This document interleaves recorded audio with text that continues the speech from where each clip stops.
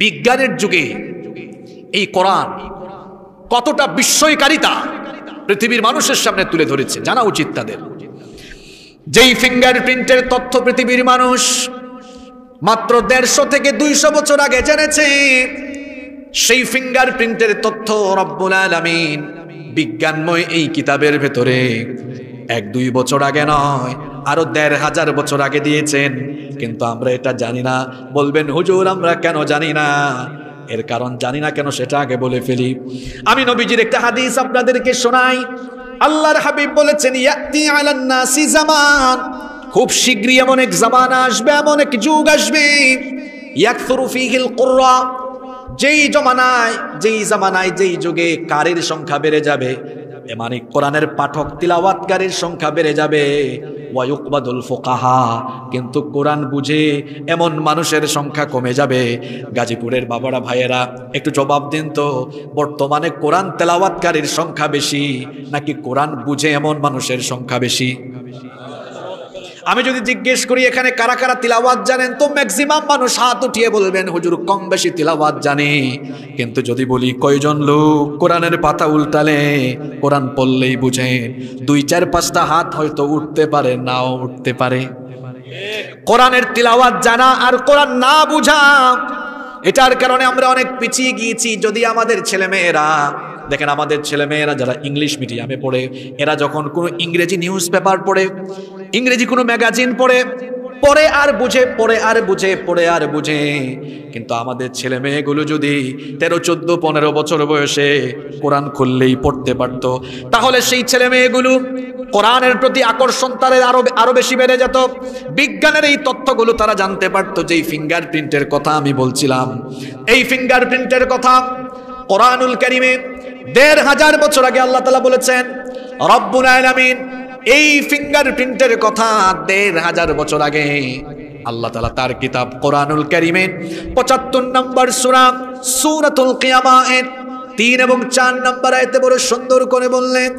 আয়াহসাবু আল্লান নাজমা'a 'idama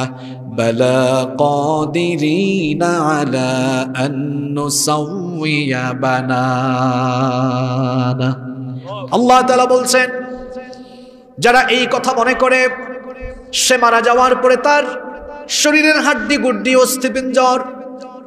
শরীর যখন মাটি ভক্ষণ করে ফেলবে, হাড় গুড় অস্থিপিঞ্জর কিচ্ছু যখন থাকবে না, কে আবার তাকে জিন্দা করবে?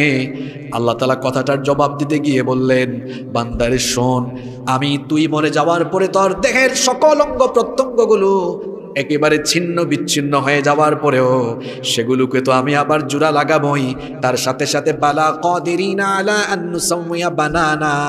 তোমাদের প্রত্যেকের হাতের আঙ্গুলের মাথা দিয়ে যে ছাপ দাও, এই ফিঙ্গার প্রিন্ট পর্যন্ত আমি আবার পুনর্বিন্যস্ত করব।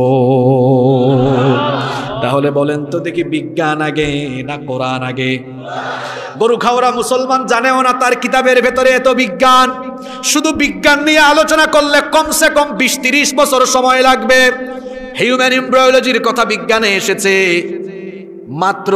কয়েক যুগ আগে বিজ্ঞানীরা গবেষণা করেছেন, তাও আল্ট্রাসনো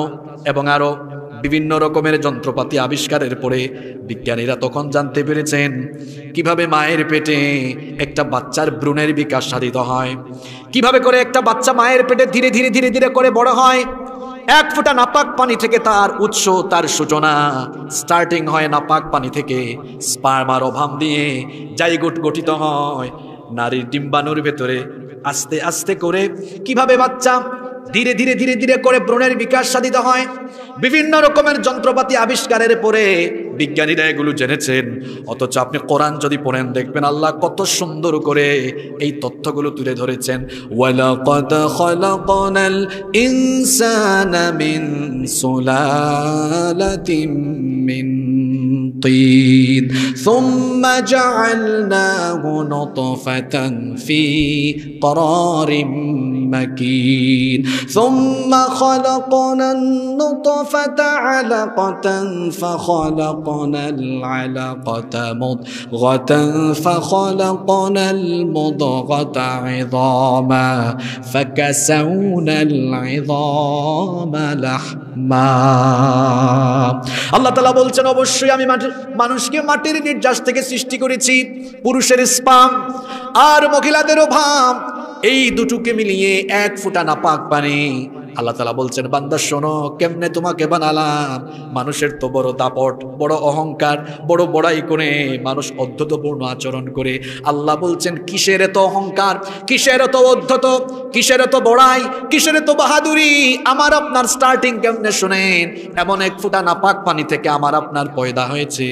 যে নাপাক পানি ফোঁটা বের হয়ে গেলে মানুষের উপর গোসল ফরজ হয়ে যায় এই রকমের এক ফোঁটা নাপাক পানি আল্লাহ বলছেন সেটাকে কি করেছি শুনো সুম্মা জাআলনাহু ফি নুতফাতান সুম্মা জাআলনাহু নুতফাতান ফি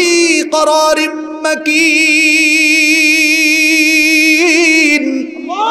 তোমার মায়ের গর্ভের ভেতরে একটা সুরক্ষিত জায়গায় রেখে দিলাম এরপরে সেই নাপাক পানি ফোঁটাকে আমি আল্লাহ জমাট বাঁধা রক্তে পরিণত করলাম অতঃপর সেই জমাট বাঁধা রক্তকে গোশতপিণ্ড বানালাম এরপরে সেই গোশতপিণ্ডকে বড় একটা হাড্ডিতে রূপান্তর করলাম অতঃপর সেই হাড্ডির উপরে গোশতের একটা পোশাক দিলাম বান্দা তখনও তোমার চোখ নাক ঠোঁট হাত পা কিচ্ছু ছিল না এবার আমি আল্লাহ তোমাকে ছোট ছোট ছোট ছোট করে তোমার বিভিন্ন অঙ্গ প্রত্যঙ্গগুলো দেওয়া আরম্ভ করলাম এভাবে করে অঙ্গ প্রত্যঙ্গগুলো দিয়ে তোমার মায়ের পেটের ভেতরে আমি আল্লাহ তোমাকে বানালাম এরপরে সেখানে রূহ পয়দা করে দিলাম তারপর কি করলাম শুনো ওয়ানুকিরু ফিল আরহামি মা নাশাউ ইলা আজালিম মুসাম্মা সূরা হাজের মধ্যে আল্লাহ বলেছেন এরপরে তোমার মায়ের গর্ভের ভিতরে আমি আল্লাহ নির্দিষ্ট একটা সময় পর্যন্ত তোমাকে রেখে দিলাম সুম্মা নুখরিজুকুম তিফলা এরপরে সেই নির্দিষ্ট সময় চলে যাওয়ার পর ছোট্ট বাচ্চার সাইজে তোমার মায়ের পেটের ভেতর থেকে আমি আল্লাহ তোমাকে বের করে এনেছি সুবহানাল্লাহ যুবক ভাইয়েরা মায়েরা বোনেরা এখন তো মানুষ অনেক আপডেট হয়েছে গর্ভবতী নারীরা এখন প্রেগন্যান্সিতে যাওয়ার পরে মোবাইল ফোনে বিভিন্ন অ্যাপসের ব্যবহার করে সুরক্ষা অ্যাপস তারপর আরও বিভিন্ন অ্যাপস এই সকল অ্যাপসগুলোতে দেখা যায় 1 মাসে 2 মাসে বাচ্চার সাইজটা ব্রুনের সাইজটা কিরকম হয়েছে কিরকম হচ্ছে সব দেখা যায় বিজ্ঞান নিয়ে মানুষের এত ফুটানি এত বাহাদুরি এগুলো মাত্র 2-3 যুগ আগে বিজ্ঞান জেনেছে আর যে কোরআনকে মোল্লার কিতাব মনে করে আপনি বললেন না এই কিতাবে সায়েন্টিফিক এই কথাগুলো হিউম্যান এমব্রায়োলজির ব্রুনের এই বিস্ময়কর তথ্যগুলো 1500 বছর আগে জানিয়েছেন কে আল্লাহ কিসের কথা বলবো আমি কোথায় যাব জিওলজিতে যাব না কসমোলজিতে যাব না হিউম্যান এমব্রায়োলজিতে যাব কোথায় যাব যেখানেই যাবেন আজিব আজিব তথ্য পাবেন বিস্ময়কর তথ্য এজন্য তো আল্লাহ এই কোরআনকে বলেছেন ওয়াল কুরআনিল হাকিম বিজ্ঞানময় কোরআনের কসম সুবহানাল্লাহ আমি কোথায় ছিলাম মনে আছে তো বলছিলাম কোরআন যুগ চাহিদা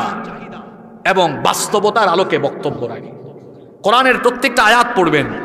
মনে হবে যেন জীবন ঘনিষ্ঠ আপনার